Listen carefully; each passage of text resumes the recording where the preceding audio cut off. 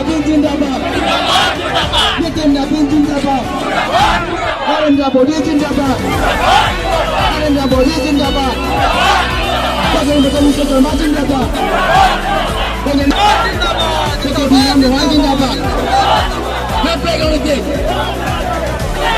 No democracy. No democracy. No democracy.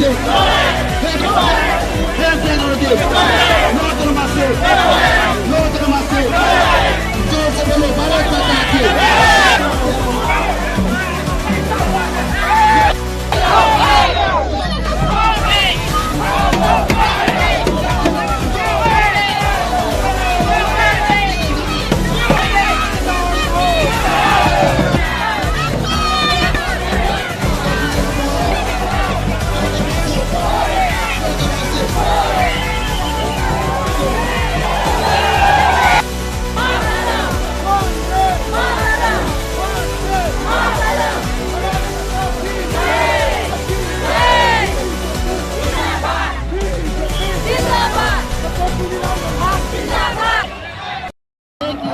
Karbi Anglong আৰু অসমত যিদৰে উন্নয়নৰ গতি আগবাঢ়ি গৈছে অসম চৰকাৰৰ মুখ্যমন্ত্ৰী তথা আমাৰ মামা সকলোৰে মামা ডক্টৰ হিমন্ত বিশ্ব শৰ্মাৰ নেতৃত্বত অসমৰ গাঁৱে ভূঞে চুকে বুকে বহুত উন্নয়ন হৈছে।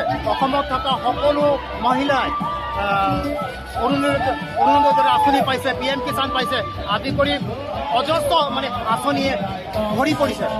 মানে বিগত 50 বছৰে কংগ্ৰেছ দলে মানে শাসন কৰাৰ পিছতো দুখীয়া ৰাইজৰ কথা চিন্তা কৰা নাছিলে। আৰু কাৰ্বি আংলঙত যিদৰে ডক্টৰ কুলিৰাম ৰঙাংচাৰৰ নেতৃত্বত উন্নয়ন হৈছে, উন্নয়নৰ ভাৱধাৰা বাদ গৈছে।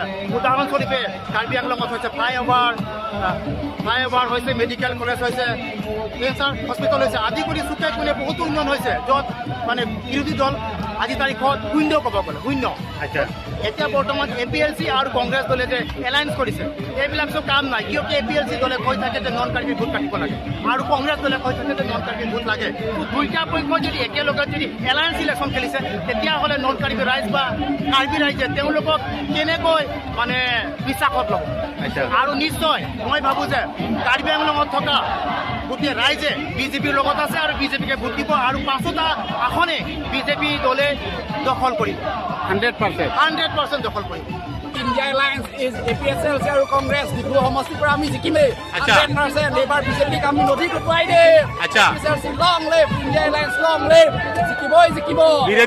বিজেপিয়ে কৈছে এইবাৰ 5টা সিট বিজেপিয়ে পাব। বিজেপি এটাও নাপায় এইবাৰ, সিহঁতে মিছা ভাগি কয় গোটেই দেশ মাটি ভেটি কৰি চব বিক্ৰী কৰি চেছ কৰিলে। সেইকাৰণে আমি বিজেপিক চব নদীত উটুৱাই দিলো এইবাৰ। গতিকে এইবাৰ APSL আৰু কংগ্ৰেছ এইবাৰ আমাৰ চৰকাৰ চিয়ৰ 100%। ক'বলগীয়া নাই, আমি বিজেপি ভাৰী মাত্ৰাত জিকিব। গোটেই সমষ্টি কাৰ্বি আংলঙত 5টা সমষ্টি আছে, এই 5টা সমষ্টিও বিজেপি জিকি আছে, মানে ক'ব পাৰি। বিৰোধীয়ে ডিমাণ্ড কৰি আছে তেওঁলোকে এইবাৰ বিৰোধীয়ে একো জাগা নাপাব। আচ্ছা, যিহেতু আমাৰ বিজেপি শক্তিশালী গোটেই 2টা জিলাত আৰু ডিমা হাছাও 3টা জিলাতো আমি বিজেপি জিকি আছে। ধন্যবাদ। মোদী চৰকাৰ কি কাৰ চৰকাৰ হ'ব বাইদেউ এইবাৰ? লগলৈ আজি নমিনেশ্যন পত্ৰটো জমা দিলোঁ। হয় ছাৰ। গতিকে এতিয়া ৰাইজৰ ওপৰতে এৰি দিছোঁ।